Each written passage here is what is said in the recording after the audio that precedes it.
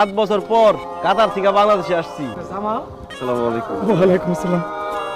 না বললে হঠাৎ চলে আসলি? কেমন আছেন? কি দুলা ভাই খালি রে বইলাই গেল রিঙ্কি, তুমি তো পুরো তাল গাছের মতো লম্বা হয়ে গেছে। শুতে আসছে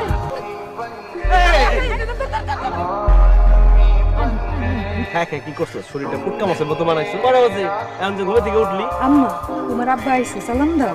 মা তুমি তাকাও, আব্বা কইবা না? ইমতে আমরা কত কথা কইছি না মা? কি একটাই কষ্ট করে লাভ থাকে বুঝি না।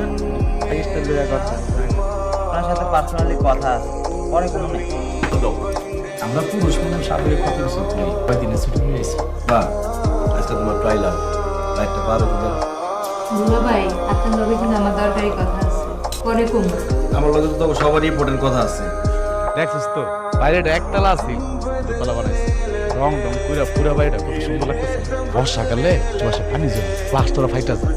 কিছু টাকা পয়সা নিয়ে থাকো, বাইরের বাইরেটা টাইলস করে দিয়ে আসো। কমাই না থাকুস, কোনো সমস্যা নাই, বিদেশ গিয়ে পাঠাই আমি নিজেই টাইলস করে দেবো। আপনি আইছেন? আপনারা তো আমি খুঁজতেছিলাম একটা ভাই। এই মোবাইলটা তো অনেক বছর আগে দিচ্ছি, দেখেন ভালো কোনো ভিডিওই আসে না। আর একটা আইফোন কিনে দিবেন? ভাই ফাঁকা জায়গায় একা একা কি করে?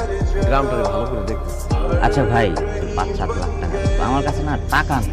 আবাসার সাথে সাথেই দিয়ে দিব। ভালো ভাই, টাকাটা কি এখন দিবেন নাকি বিদেশ যাওয়ার পরে পাঠাবেন? বাবা তুমি তো জান এই জায়গাটা পইরা কোমরটার মধ্যে ব্যথা করছে। উঠানটা যদি একটা পাকা করে দিতা তাইলে আমি এক কিস্তা করতাম না। আর তোমার মাইয়া ওই বাড়িতে দৌড়দৌড়ি করতে পারতো, খেলাধুলা করতে। তাহলে ঠান্ডা পানি দিয়ে উজু করতে কষ্ট হয়। যদি একটা গরম পানির মেশিনে দিতা একটা আরাম পাইতাম, উপকার হইতো।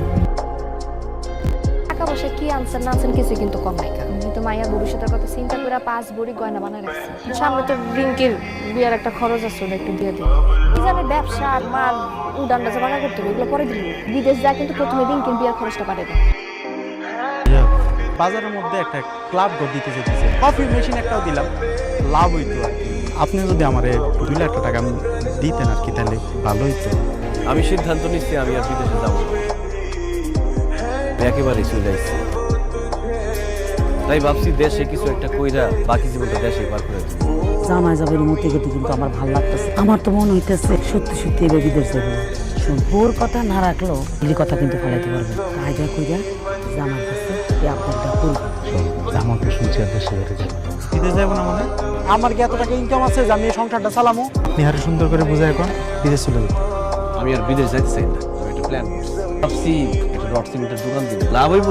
ওইখান থেকে আমি কমিশন দিব। কিন্তু ভাই আমি তো পার্টনারশিপে ব্যবসা করতে চাই না। আচ্ছা ভাই আমি জায়গা আপনারে পরে জানামুনি। হ্যাঁ আমি রড সিমেন্টের ব্যবসা করব। তোমার কাছে কি আছে না আছে? আছে ওই সব মিলে 80-90 হাজার মিলে। এত টাকা পাঠাইলাম, মাত্র 80-90 টাকা আছে। আমারে দিছি কিছু, আপনার শালা আছে না, আমদার মতো তো না, আমার কাছে টাকা থাকতে পারে। আচ্ছা ঠিক আছে, দেখি আমি আব্বার লগে কথা কই। আপনার কাছে টাকা পয়সা কিরকম আছে? বাবা রে, আমার কাছে তেমন কোনো টাকা পয়সা নেই। বিদেশ থেকে টাকা পয়সা যা পাঠাইছিলাম সব খরচ করে ফেলেছি। সব মিলিয়ে লাখ খানিক টাকার মতো। এই টাকাটা তুই আমার কাছে দিস না।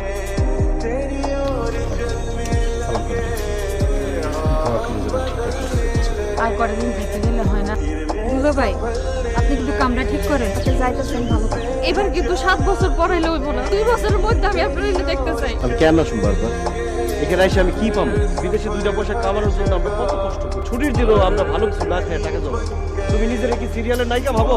এই বাড়িতে তোমার কাজটা কি? যে কাজ করার জন্য আবার একটা কাজের মহিলা রাখছো? তোমার স্বামী কি একজন বড় ব্যবসায়ী? ভুলে যাও না, তোমার স্বামী একজন লেবার মা। রক্ত পানি করা পয়সা দিয়া তুমি এখানে কাজের মহিলা বলতেছো?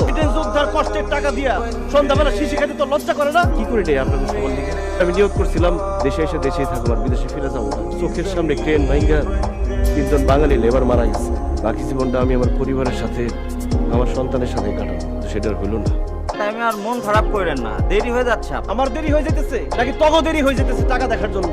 সবার একটা কথা আমি ক্লিয়ার করে কই দিচ্ছি, আমি একটা অ্যাকাউন্ট করছি। আমি বিদেশ থেকে যত টাকা পাঠাবো সব আমার অ্যাকাউন্টে পাঠাবো। আমি বিদেশ থেকে কষ্ট করে টাকা পাঠাবো, আপনারা এখানে বসে বসে বাহাদুরি করবেন। আমরা বাহাদুরি করলাম কি বলে? এগুলো তুই কি কইতাছস? বাহাদুরিটা তো কি? এই কয়জনের সংসারে এত বড় বাড়ি করার কোনো দরকার ছিল? ঘরের ভিতরে টাইলস লাগাইছেন, আমাদের কি বাইরেও লাগাইবেন? প্রত্যেকটা ঘরে ঘরে টিভি, সবার হাতে 30-40 হাজার টাকার মোবাইল, টাকা খাটাইলে টাকা আসে। আমার যদি খুব বিপদ হয়, বিদেশের মাটিতে আমি যদি মারা যাই, আপনারা কি পরে টাইলস বিক্রি করবেন? আর দেশে ফিরবো না, টাকা তো পাঠাইবো না, এখন দাওয়াত করে খাওয়া লাভ কি? আমার সাথে কারো আসার দরকার নেই, আমি একলাই যেতে পারবো।